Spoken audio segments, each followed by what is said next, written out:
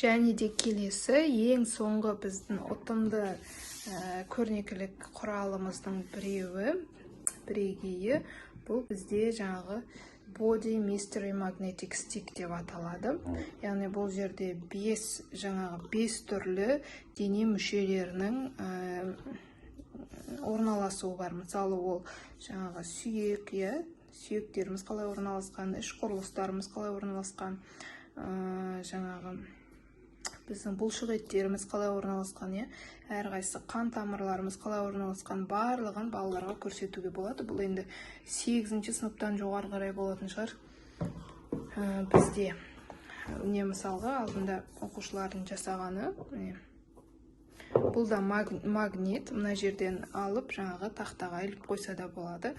Және балалар әкеліп өздері жабыстырады, қайсы қай жеріне сәйкес келеді.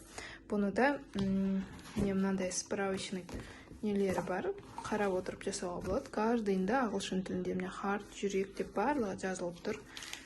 Қарап отырып балалар бірге жасайды.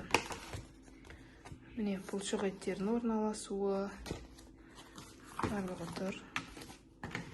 Үш құрылысқа байланысты.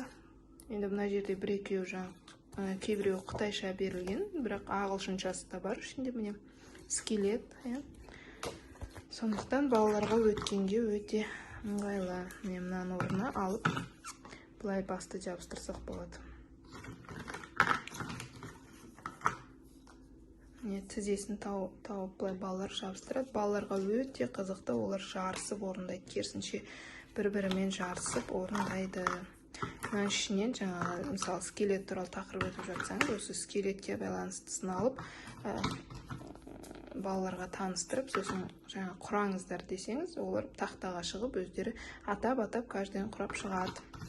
Жоғарғы сыныптарға өте ыңғайлы деп ойлаймын. Қазіргі бағдарламаға байланысты жоғарғы сыныптарда клейл, биологияға байланысты өтеді олар. Сол үшін осындай көрнекіліктерді сабақтарыңызда пайдалансаңыздар болады.